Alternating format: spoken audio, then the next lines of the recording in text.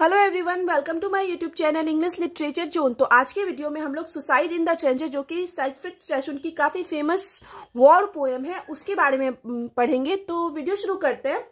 Video अगर आप लोग के लिए हेल्पफुल होता है, आपके सिलेबस का है, तो आप लोग वीडियो को लाइक करना, चैनल को सब्सक्राइब करना और कमेंट करके बताना वीडियो आपको कैसा लगा, ठीक है।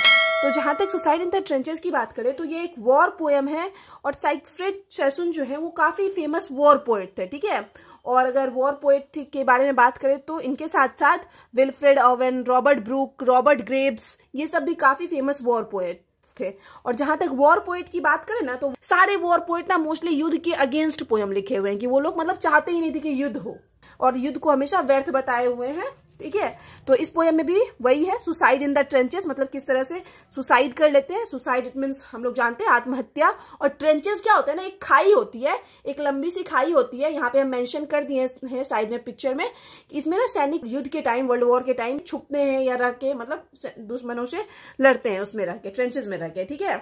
तो ये हो गया, थोड़ा बहुत हम लोग जान लिए वॉर पोएट्स और वॉर पोएट्री के बारे में। तो अब इंट्रोडक्शन शुरू करते हैं इस पोएम का। Suicide in the trenches is a poem. Suicide in the trenches एक पोएम है, कंपोज बाय सिगफ्रीड शेषन, जिसको कि लिखा गया है, कंपोज किया गया सिगफ्रीड शेषन के द्वारा। द ग्रेट वॉर पोएट, जो कि एक महान वॉर पोएट थे ड्यूरिंग फर्स्ट वर्ल्ड वॉर। और ये कब के, किस टाइम के थे? फर्स्ट वर्ल्ड वॉर के टाइम के थे, जब जो कि 1914 से लेके 1918 तक चला, ठीक है। और ये सिगफ्रीड शेषन जो है ना, मतलब ये ना वॉर, मतलब जो फर्स्ट वर्ल्ड वॉर था ना, उसमें एक सोल्जर के रूप में काम कर रखे थे। Like most of Seshan poetry, मतलब बाकी जो शेषन की पोएट्री है उसी की तरह suicide in the trenches is inspired by poets personal experience. Suicide in the trenches भी जो है पोएट के पर्सनल एक्सपीरियंस, मतलब पोएट के पर्सनल अनुभवों से इंस्पायर्ड है। एज ए सोल्जर, कि एज ए सोल्जर, एक सैनिक के रूप में उनका क्या एक्सपीरियंस रहा वर्ल्ड वॉर 1 के टाइम, तो उसी चीज को एक्सप्रेस किए हुए हैं इस कविता में। कौन? Siegfried Seshan. It was first publish in 1918। इसको पहली बार, इस पोएम को 1918 में पब्लिश करवाया गया था। कैम्ब्रिज मैगजीन, पहली बार कैम्ब्रिज मैगजीन में पब्लिश करवाया गया। Then in Sassoon collections of poem called counter attack and other poems, पहली बार कैम्ब्रिज मैगजीन में पब्लिश करवाया गया 1918 में। और फिर 1918 में ही इसको शेषन का है ना एक पोएट्री का कलेक्शन आया था, counter attack and other poems के नाम से, तो उसमें पब्लिश करवाया गया। The poem is an illustration of the futility of war. Poem जो है ना एक इलस्ट्रेशन है, इट मीन्स बोल सकते हैं एक उदाहरण है या एक मतलब व्याख्या करता है फ्यूटिलिटी ऑफ वॉर। वॉर की फ्यूटिलिटी को दिखाता है, व्यर्थता को, निरर्थकता को, कि किस तरह से वॉर से कोई फायदा नहीं होता, युद्ध से कोई फायदा नहीं होता। And the folly of the person, और फॉली इट मीन्स हम लोग बोल सकते हैं एक मतलब बेतुकापन, मूर्खता, बेवकूफी दिखाता है उन लोगों की who are engaged in war, जो कि वॉर में इंगेज्ड होते हैं, युद्ध में शामिल होते हैं। After being wounded in action, अब मतलब एक्शन मतलब हम बोल सकते हैं कि फर्स्ट वर्ल्ड वॉर में युद्ध लड़ते टाइम वुंडेड होने के बाद, मतलब घायल होने के बाद, Sassoon wrote a letter to protest. शेषन एक लेटर लिखते हैं प्रोटेस्ट के लिए, विद्रोह के लिए, to the war department. War department को, युद्ध का जो एक डिपार्टमेंट होता है ना अलग, तो उसको लेटर लिखते हैं विद्रोह के लिए, रिफ्यूजिंग टू फाइट एनीमोर, और उसमें लिखते हैं कि वो अब आगे लड़ाई नहीं करेंगे, ठीक है। उस लेटर में वो क्या मेंशन करते हैं ना, आई बिलीव दैट, उनका मानना है कि this war is being deliberately prolonged. उनका कहना है कि जो ये वॉर है ना जानबूझकर, डेलिबरेटली मींस होता है जानबूझकर, प्रोलॉन्ग लंबा खींचा जा रहा है, लंबा चलाया जा रहा है, बाय दोज उनके द्वारा who have the power to end it, जिनके पास पावर है कि वो इस वॉर को खत्म कर सकते हैं। लेकिन ये जो है मतलब जो पॉलिटिकल पार्टी, मेनली जो गवर्नमेंट के पास पावर होती है, गवर्नमेंट जानबूझ के ना इस वॉर को लंबा खींच रही है, ऐसा सिगफ्रीड शेषन जो है अपने लेटर में लिखते हैं, जब वो मतलब वॉर के अगेंस्ट वॉर डिपार्टमेंट को लेटर लिखते हैं, ठीक है। तो ये इंट्रोडक्शन हो गया। अब हम लोग अबाउट सिगफ्रीड शेषन के बारे में थोड़ा बहुत पढ़ लेते हैं। Siegfried Seshan is remember for his angry, Siegfried Seshan जो है ना, रिमेंबर इट मीन्स याद किए जाते हैं अपने angry and compassionate poems about world war 1, मतलब वो ना वर्ल्ड वॉर 1 के बारे में काफी मतलब कंपेशनेट, इट मीन्स बोल सकते हैं सहानुभूति प्रकट करते हुए पोएम लिखते थे, और एंग्री इट मीन्स वॉर के अगेंस्ट अपना गुस्सा जाहिर करते थे। तो उस तरीके के पोएम के लिए सिगफ्रीड शेषन मोस्टली जाने जाते हैं। He was a English war poet, वो इंग्लिश वॉर पोएट थे, राइटर थे और सोल्जर भी थे, सैनिक भी थे, ठीक है। मोस्टली हम बताएं कि मोस्टली जितने भी वॉर पोएट है वो मोस्टली सैनिक भी हुआ करते थे। Sassoon's poetry often criticized and expressed anger. Sassoon की जो पोइट्री होती है, कविताएं होती है, वो प्राय क्रिटिसाइज करती है, आलोचना करती है, एंड एक्सप्रेस्ड, और अपना मतलब एक्सप्रेस करती है, दिखाती है एंगर को, गुस्सा को, टुवार्ड्स दोज उनके प्रति, who he believe cause the war. Siegfried Sassoon की जो कविताएं होती हैं तो इसमें ना सिगफ्रिड शेसुन मोस्टली क्या करते हैं ना, अपना गुस्सा प्रकट करते हैं, अपना एंगर दिखाते हैं, ठीक है, वैसे सिचुएशन वैसे लोगों के प्रति कि जो वॉर चाहते हैं ना उनके प्रति गुस्सा दिखाते हैं मोस्टली पोएम में ये। He was the friend of Robert Graves, वो रॉबर्ट ग्रेव्स के फ्रेंड थे, एंड विल्फ्रेड ओवन, ठीक है, दोनों के काफी अच्छे फ्रेंड थे। रॉबर्ट ग्रेव्स भी सैनिक थे, विल्फ्रेड ओवन भी सैनिक ही थे वर्ल्ड वॉर के time. Siegfried Sassoon also was the mentor of Owen. Siegfried Sassoon जो है ना मेंटर भी थे, मेंटर इट मीन्स हम लोग बोल सकते हैं एडवाइजर थे ओवन के। ओवन कौन? विल्फ्रेड ओवन को एडवाइस देते थे। विल्फ्रेड ओवन भी काफी फेमस पोएट है, वॉर के बारे में लिखते हैं। Among his world famous war poems included, मतलब सिगफ्रिड शेसुन की वर्ल्ड फेमस वॉर पोएम में शामिल है the troops, trench duty, break of day, before the battle, I stood with the dead. Mostly war से रिलेटेड पोएम है तो उस तरीके का टाइटल ही मिलेगा आपको। Attack, counter attack, the effect, the death bed, the hero, the last meeting and banishment, तो इस तरीके की कविताएं लिखते थे। और यहाँ पे हम मेंशन कर रखे हैं ना कि एक शेल शॉक। तो शेल शॉक क्या होता था ना कि वॉर के टाइम जो जितने भी सोल्जर थे ना वो शेल शॉक नामक एक साइकोलॉजिकल, मतलब क्या होता था ना कि मेंटली डिस्टर्ब एक बीमारी है शेल शॉक नामक, उससे पीड़ित होते थे। कहा जाता था कि सिगफ्रिड शेसुन को भी ना वॉर के टाइम ये शेल शॉक नाम का बीमारी हो गया था। इसमें क्या होता था ना कि मेंटली ना जो सोल्जर अपने आसपास बॉम्ब ब्लास्ट, खून खराबा ये सब देख के ना डिस्टर्ब हो जाते थे मेंटली। तो ये शेल शॉक उस टाइम एक वर्ड यूज किया जाता था कि जिससे मोस्टली पोएट जो है, जो सोल्जर लड़े थे युद्ध में, वो इस चीज से पीड़ित थे। अब आगे है form and structure of the poem. इस पोएम के फॉर्म और स्ट्रक्चर की बात करते हैं तो सुसाइड इन द ट्रेंचेस जो है इज रिटन इन 3 क्वार्टरंस। 3 क्वार्टरंस में लिखी गई है। क्वार्टरंस क्या होती है? 4 लाइन की एक स्टांजा होती है, मतलब एक स्टांजा में 4 लाइन है, तो इसमें 3 क्वार्टरंस है, ऐसा ऐसा 3 आएगा। मीन्स इसका अर्थ है the poem has total 12 line. तो पोएम में कितना है? टोटल 12 लाइन है। It is written in iambic tetrameter, और इस पोएम को जो लिखा गया है वो आयम्बिक टेट्रामीटर में लिखा गया है। The rhyme scheme of each quatrains A B, और हर क्वार्टरेंस जो है ना, मतलब 4 लाइन का जो ये क्वार्टरेंस है तो उसका राइम स्कीम क्या है? ए और फिर बी, इस तरीके से राइम स्कीम है, ठीक है। अब हम लोग थीम्स ऑफ द पोएम पढ़ लेते हैं। पोएम का क्या विषय है? तो मेनली हम लोग को पता है कि war is the theme of suicide in the trenches. तो मोस्टली जो पोएम है युद्ध के बारे में है, तो मेन जो विषय होगा वो युद्ध ही होगा। The poet focuses on, poet जो है फोकस करते हैं how the horror of war, कि कैसे जो वॉर का हॉरर होता है, भय होता है, डर होता है, इम्पैक्ट यंग सोल्जर्स, कि कैसा उनका असर पड़ता है यंग सोल्जर्स पे। जो जवान सोल्जर जाते हैं ना युद्ध लड़ने, तो इस वॉर के, इस युद्ध के डर का क्या उन पे असर पड़ता है। Like the man who choose to kill himself, जैसे कि एक इंसान क्या करता है? खुद को मारना चूज करता है, rather than spend more time in the trenches. He also focuses on how soldiers are celebrated. वो इस बात को भी इस पोएम में बताते हैं, डिस्कस करते हैं कि कैसे सोल्जर्स को ना सेलिब्रेट किया जाता है। सेलिब्रेट इट मीन्स उनके डेथ के बाद कैसे, मतलब उनको श्रद्धांजलि दी जाती है खुशी खुशी, मतलब बहुत ज्यादा अप्रिशिएट किया जाता है उनके बलिदान को। And quickly forgotten by the public, मतलब तुरंत एक तो श्रद्धांजलि दी जाती है, थोड़ा स्वागत मतलब सेलिब्रेट किया जाता है, लेकिन फिर तुरंत कुछ टाइम बाद क्विकली भूल भी जाते हैं लोग उनको, उनके बलिदान को। अब आउट टाइटल देख लेते हैं, टाइटल के बारे में, शीर्षक के बारे में पढ़ लेते हैं। द टाइटल सजेस्ट, जो टाइटल हम लोग को सजेस्ट दिखाता है, द सुसाइड ऑफ समवन, कि दिखाता है कि कोई इंसान जो है सुसाइड कर रहा है, आत्महत्या कर रहा है, आत्महत्या खुद से खुद की जान लेना।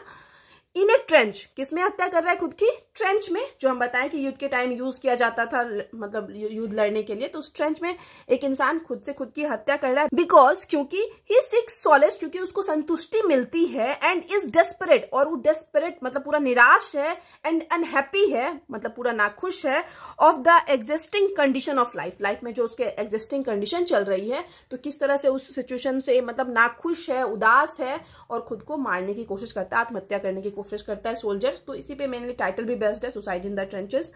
The poet stresses on the fact, poet इस तथ्य पे, इस फैक्ट पे जोर देते हैं that the government should at least improve the condition of the soldiers, की एटलीस्ट गवर्नमेंट को ना सोल्जर्स की कंडीशन पे ध्यान देने चाहिए, सैनिकों के, और उनकी कंडीशन को इंप्रूव करना चाहिए, ठीक है। ये फर्स्ट वर्ल्ड वॉर के टाइम की बात हो रही है। उस टाइम जो ना सैनिकों को बहुत ज्यादा इंपॉर्टेंस या बहुत ज्यादा फैसिलिटीज, आज के जितने भी फैसिलिटीज प्राप्त नहीं थी, ठीक है। अब आगे हम लोग देखते हैं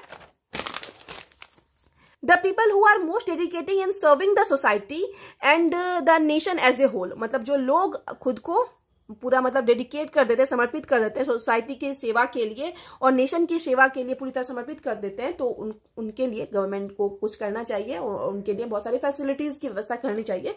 ये उस टाइम पोएट बोलते हैं, जो कि पहले, क्योंकि पहले जो है सैनिकों की कंडीशन अच्छी नहीं थी। अब हम लोग पोएम का एनालिसिस देख लेते हैं, ठीक है। तो यहाँ पे एक और चीज मेंशन करेंगे कि अगर आपको पोएम का क्रिटिकल एप्रिसिएशन पूछता है ना, तो आप जितना पॉइंट हम मेंशन किए ना वैसे लिखना। बट अगर पोएम का क्रिटिकल एप्रिसिएशन ना पूछे ना, कुछ और पूछे, तो आप इसमें से बस मतलब एक हेडिंग के रूप में इंट्रोडक्शन डालना। इंट्रोडक्शन के बाद थोड़ा सा आपको अबाउट पोएट भी डिस्कस करना है, कुछ भी क्वेश्चन आ जाए तो। और लेकिन इंट्रोडक्शन में ही ना थोड़ा बहुत उसमें मतलब राइम स्कीम का डिस्कस कर लेना, थोड़ा बहुत टाइटल के बारे में नहीं डिस्कस करोगे, बट राइम स्कीम और थीम मेनली इंट्रोडक्शन में ही डिस्कस कर लेना, अगर आपको क्रिटिकल एप्रिसिएशन क्वेश्चन में नहीं देता है। और वॉर के पॉइंट ऑफ व्यू से देता है क्वेश्चन, तो मतलब जिस तरीके से क्वेश्चन दे दिया है, जो मेन लाइन है क्वेश्चन का जिसको आपको डिस्क्राइब करना है, वो यहाँ पे आपको मतलब इंट्रोडक्शन अबाउट ऑथर के बाद आपको वो चीज हेडिंग डाल के लिखना है। मतलब जो भी आपका क्वेश्चन है वो हेडिंग डालना है कि क्वेश्चन का एक मेन पार्ट होता है ना कि ये डिस्क्राइब करना है आपको क्वेश्चन के आंसर में, तो उसी का हेडिंग डाल के फिर आंसर लिखना। पोएम एनालिसिस तभी मेंशन करना मेरे अकॉर्डिंग जब आपको क्रिटिकल एप्रिसिएशन पूछा है, वरना आप क्वेश्चन के अकॉर्डिंग यहाँ पे पॉइंट मेंशन करोगे इंट्रोडक्शन और अबाउट ऑथर के बाद। अगर सुसाइड इन द ट्रेंचेस, तो पोएम में देख लेते हैं कि सुसाइड इन द ट्रेंचेस जो है begins with excitement of a young boy. जो शुरू होती है कविता एक एक्साइटमेंट, एक उत्सुकता के साथ शुरू होती है एक यंग बॉय के, who seeks adventure of overcome his meaningless life, जो क्या एक एडवेंचर चाहता है, एक रोमांच चाहता है अपनी मीनिंगलेस लाइफ में। The first stanza is about the innocent guy. ये जो पहला स्टांजा है उसी इनोसेंट गाय के बारे में है, मतलब बहुत छोटा स्टांजा है, 4 लाइन का स्टांजा है, तो ज्यादा लंबा एनालिसिस भी नहीं होगा। तो हु बिकेम ए सोल्जर, वो इनोसेंट गाय जो है ना अपने लाइफ में एडवेंचर रोमांस के लिए सोल्जर बनना चाह रहा है। He led a happy youthful life, हालांकि वो जो अभी है, जब सोल्जर नहीं था तो वो काफी यूथफुल लाइफ मतलब खुशी से जी रहा था।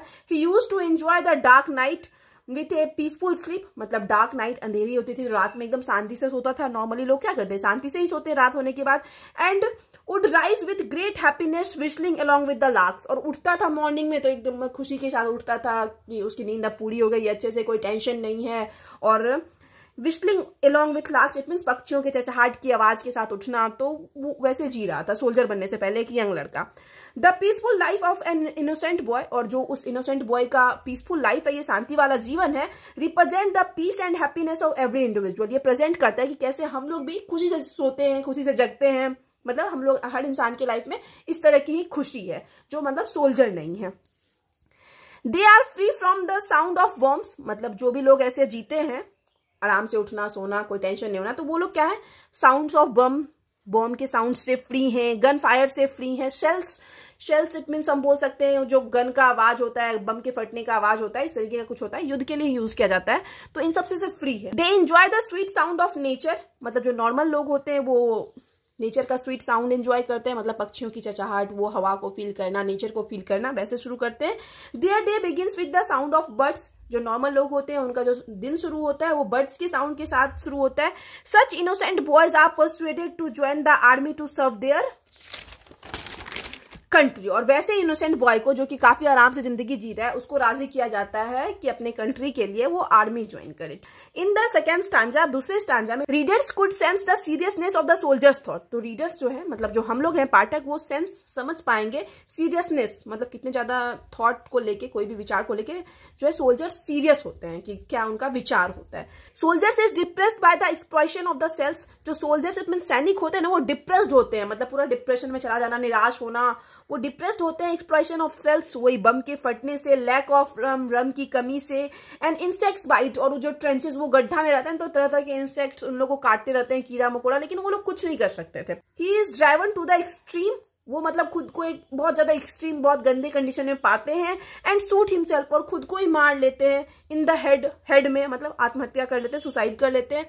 आफ्टर हिज डिमाइस, मतलब उनकी मृत्यु के बाद, no one spoke of him again, मतलब उनके बारे में उनकी मृत्यु के बाद दोबारा कोई बात नहीं करता। Soon he is forgotten by the society, और जल्दी जब कोई सोल्जर की मृत्यु होती है तो जल्दी ही उसको सोसाइटी के द्वारा भी भुला दिया जाता है। इन द थर्ड स्टांजा, तो अब तीसरे स्टांजा की बात करें, the poet describes the nature of the community, nature मतलब कम्युनिटी की, मतलब सोसाइटी की नेचर के बारे में बात करते हैं कि सोसाइटी का कैसा नेचर होता है, एंड देयर अप्रोच, और उनका क्या दृष्टिकोण होता है टुवर्ड्स द सोल्जर्स के प्रति, सैनिकों के प्रति। द स्मग फेस्ड, मतलब जो वो स्मग फेस्ड होता है, एक उदास चेहरा होता है। Crowd clap and applaud the soldiers, मतलब वो क्या करती है ना, जो उदास चेहरा होता है, थोड़ा क्रोधित भी होते हैं जो भीड़, वो क्या करती है, क्लैप ताली बजाती है और अपलॉड इट मीन सराहना करती है सोल्जर्स की विथ फायरी आईज, आंखों में थोड़ा गुस्सा क्रोध भी होता है, बुरा भी लगता है। मार्चिंग थ्रू द स्ट्रीट्स, और स्ट्रीट्स में मार्च करती है, मतलब सोल्जर्स के साथ, अगर सोल्जर्स कोई मर जाता है, उसकी मृत्यु हो जाती है तो उसके साथ मतलब मार्च करती है, चलती है स्ट्रीट्स गलियों में। बट द सोल्जर्स पास, लेकिन जैसे ही वो सोल्जर गुजर जाता है, दे हरी बैक होम, वो जल्दी से घर वापस आ जाते हैं। एंड प्रे टू गॉड, और भगवान से प्रे करते हैं कि he will never go through the war, कि उनको कभी वॉर में ना जाना पड़े। वॉर जिसको कि ब्रैकेट में हमने हेल लिख रखे हैं, इट मीन्स वॉर को हेल से कंपैरिजन किया गया है, नरक से। विच के डिस्ट्रॉय द यूथ, जो कि डिस्ट्रॉय कर देता है यूथ को, युवाओं को, युवावस्था को भी खत्म कर देता है युद्ध। And laughter of the innocent, और किसी भी इनोसेंट के लाफ्टर को, खुशी को खत्म कर देता है युद्ध। ठीक है, तो यहाँ पे ना पोएम का एनालिसिस खत्म हो गया, फर्स्ट सेकंड थर्ड तीनों स्टैंजा को डिस्कस कर लिया। अब यहाँ पे ना थोड़ा सा हम लोग डिस्कस करेंगे कि किस तरीके से मतलब पोएट क्या कहना चाह रहे हैं, पोएट का पॉइंट ऑफ व्यू क्या है। Session wants the reader, session जो है वो रीडर से चाहते हैं, पाठकों से, मतलब हम लोग से, टू अंडरस्टैंड द फैक्ट, कि हम लोग इस फैक्ट को समझे, that how important the soldiers are, कि ये जो सोल्जर्स है, सैनिक है, वो कितने ज्यादा इंपॉर्टेंट है फॉर एनी कंट्री, किसी भी कंट्री के लिए। He also explain the selflessness and the love for country of a soldier, वो साथ ही साथ वो एक्सप्रेस करते हैं सेल्फलेसनेस, मतलब कैसे, मतलब निस्वार्थ, बिना कोई अपना फायदा देखे एक सैनिक प्यार दिखाते हैं फॉर द कंट्री, कंट्री के लिए, एक सोल्जर के रूप में कैसे एक सैनिक ना निस्वार्थ होकर अपने कंट्री के लिए मतलब अपनी जान तक देता है। तो ये चीज के बारे में बात करते हैं। A soldier is also a normal individual, soldier जो होता है वो एक नॉर्मल इंडिविजुअल, मतलब हम लोग की तरह ही नॉर्मल इंसान होता है ना, who could have selected any other occupation, जो कि कोई भी और ऑक्यूपेशन मतलब पेशा चूज कर सकता था, instead of fighting for his country, अपने कंट्री के लिए फाइटिंग करने के बजाय कोई और पेशा भी ऑक्यूपेशन चूज कर सकता था। बट ही डज, लेकिन वो ऐसा किया, सो जस्ट बिकॉज, क्योंकि ही लव्स हिज मदरलैंड, क्योंकि वो अपने मदरलैंड से, अपनी मातृभूमि से प्यार करता है, इस वजह से वो सोल्जर बनना चूज किया। मोर देन हिमसेल्फ, और वो कितना प्यार करता है, खुद से भी ज्यादा, एंड हिज फैमिली, और अपनी फैमिली से भी ज्यादा, एंड इट सेल्फलेसली, और निस्वार्थ तरीके से, keeping the people of nation, nation के लोगों को दूर रखता है, फ्रॉम एनी एक्सटर्नल डेंजर, किसी भी तरह के बाहर के डेंजर से हम लोग को दूर रखता है। वो तो सैनिक की वजह से है ना, कि हम लोग कोई भी देश या बाहर के डेंजर से डरते नहीं है, तो ये काम तो सैनिक का ही होता है। और कैसे सैनिक बिना अपना फायदा देखे ये चीज करता है हम लोग के लिए। The government should provide the best living condition possible for the army, यहाँ पे मतलब पोएट बोलते हैं कि गवर्नमेंट को ना मतलब बेस्ट लिविंग कंडीशन प्रोवाइड करना चाहिए आर्मी के लिए। ही फील्स दैट, वह अनुभव करते हैं कि love and harmony should prevail in all the nation, कि लव मतलब प्यार और हारमोनी, इट मीन्स लोग मतलब मिलकर रहे, हर नेशन के, हर राष्ट्र के लोग, हर राष्ट्र के लोगों में, अलग अलग कंट्री के लोगों में प्यार हो और सब मिलके रहें। Just because of hatred of a few people, क्योंकि कुछ लोगों की बस घृणा की वजह से, the innocent families of the soldier suffer, innocent family जो होती है सोल्जर्स की, सैनिकों की, वो सफर करती है, मतलब किसी का बेटा मर जाता है तो किसी के पिता की मृत्यु हो जाती है। तो इस वजह से अगर हम लोग अपने कंट्री के साथ, हर कंट्री के साथ अच्छे से रहते हैं, सामंजस्य बना के रखते हैं, वॉर वाले सिचुएशन ना आने दे, युद्ध वाले सिचुएशन ना आने दे, तो मतलब हम लोग सैनिकों को, सोल्जर्स की फैमिली को कम कष्ट दे सकते हैं। तो ऐसा पोएट बोलते हैं कि हम लोग को मिलकर रहना चाहिए। The poet is using literature to portray his hatred, poet ना literature, it means English literature, हम देख रहे हैं कि साहित्य का यूज करते हैं अपनी घृणा को व्यक्त करने के लिए, फॉर वॉर, वॉर के लिए, एंड वॉर लाइक कंडीशन, और वॉर लाइक जो कंडीशन बनता है, जो वॉर का कंडीशन होता है या वॉर वाला सिचुएशन होता है, उसको उसके प्रति घृणा व्यक्त करने के लिए। He is very angry with the fact, वह इस तथ्य से बहुत ज्यादा गुस्सा है, that soldiers are not given what is minimum required, कि उस टाइम जो है ना सोल्जर्स को मिनिमम रिक्वायर्ड, जो मिनिमम आवश्यकता की चीजें होती थी ना, वो भी नहीं मिल पाती थी।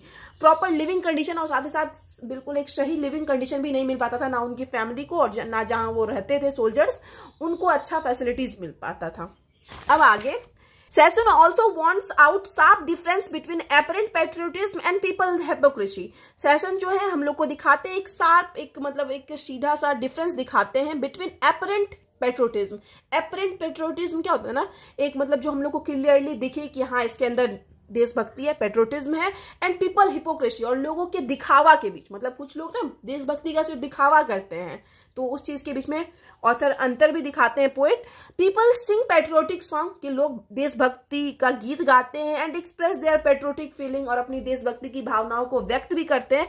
But when it comes to serving the nation, लेकिन जब अपने नेशन के लिए सेवा करने की बात होती है, नेशन की सेवा करने की बात होती है, नेशन के लिए अपनी जान देने की बात होती है, they take a step back, तो वो लोग क्या करते हैं, अपना एक स्टेप बैक लेते हैं, पीछे हट जाते हैं। ठीक है, तो ऐसे इस तरीके के पेट्रोटिज्म का भी जो है पोएट वो अगेंस्ट है, बोलते हैं कि ये दिखावा पाखंड नहीं करना चाहिए। अब आगे कंक्लूजन है। दस इस प्रकार suicide in the trenches is actually criticizing the loneliness. इस प्रकार जो सुसाइड इन द ट्रेंचेस है वो एक मतलब क्रिटिसाइज करता है, आलोचना करता है लोनलीनेस, मतलब दिखाता है हम लोग को एक एक्चुअल अकेलापन क्या होता है, हेल्थ कंडीशन कैसी, हेल्थ स्वास्थ्य की कंडीशन होती है, पेट्रोटिज्म देशभक्ति क्या होती है, and also the lack of resources, और साथ ही साथ रिसोर्सेज की कमी, जो सैनिकों की नीड है उस चीज की कमी, दैट द सोल्जर फेस, जो कि सोल्जर सैनिकों को फेस करना पड़ता है while they are in the trenches, जब वो लोग ट्रेंचेस में होते हैं, वो युद्ध वाले खाई में होते हैं। The poem actually describes the grief of each and every soldiers. Poem जो है ना एक्चुअली इट मीन्स उचित तरीके से वास्तविकता में ना दुख दिखाता है हर सोल्जर्स की, इच मतलब इच एंड एवरी सोल्जर्स यानी हर सोल्जर की कंडीशन को दिखाता है, who fights for the country, जो कि अपने देश के लिए लड़ते हैं। दाउ हालांकि the soldiers carry deep feeling of patriotism for their country. Soldier जो होते हैं सैनिक, उनके अंदर अपने देश को लेके काफी मतलब गहरी भावना होती है पेट्रोटिज्म की, देशभक्ति की, बट लेकिन स्टिल दे आर, लेकिन फिर भी not provided with optimum facilities, फिर भी उन लोग को जो एक उचित फैसिलिटीज होती है वो प्रोवाइड नहीं किया जाता है during war by the country, मतलब वॉर के टाइम, युद्ध के दौरान, किसके द्वारा, कंट्री के द्वारा, ठीक है, कंट्री के गवर्नमेंट के द्वारा सही फैसिलिटीज प्रोवाइड नहीं किया जा सकता, ठीक है। Now we can say that, तो इस प्रकार हम लोग कह सकते हैं कि सुसाइड इन द ट्रेंचेस जो है is one of the best patriotic poem. ये जितनी भी पेट्रोटिक देशभक्ति वाली कविताएं लिखी गई है ना उन सारे में से बेस्ट है। Written by far which can instill, जो इस तरीके से लिखी गई है कि जो हम ना इंस्टिल मतलब क्या होता है ना, स्थापित कर सके the significance of patriotism among the readers, मतलब स्थापित कर सके सिग्निफिकेंस ऑफ पेट्रोटिज्म, मतलब पेट्रोटिज्म देशभक्ति की महत्व को स्थापित कर सके एमंग द रीडर्स, मतलब पाठकों के बीच। तो उन सारी कविताओं में से बेस्ट कविता है जो हम लोग को मतलब देशभक्ति के महत्व को बताती है, जो हम लोग के अंदर देशभक्ति स्थापित करती है, ठीक है। तो यहाँ पे जो है ये नोट्स खत्म होता है। तो वीडियो अगर आपको अच्छा लगा, आपके लिए हेल्पफुल है, तो आप लोग वीडियो को लाइक करना, चैनल को सब्सक्राइब करना और कमेंट करके बताना वीडियो को कैसा लगा। तो नोट्स का जो PDF है वो आपको टेलीग्राम पे मिल जाएगा और साइट पे भी नोट्स अपलोड है, तो टेलीग्राम का लिंक और साइट का लिंक इसी वीडियो के डिस्क्रिप्शन बॉक्स में डाल देंगे। और अगर आपको नोट से रिलेटेड कोई डाउट है तो आप इंस्टाग्राम पे टेक्स्ट कर सकते हो, इंस्टाग्राम का लिंक भी आपको इसी वीडियो के डिस्क्रिप्शन बॉक्स में मिल जाएगा, ठीक है। तो मिलते हैं नेक्स्ट वीडियो में नेक्स्ट टॉपिक के साथ।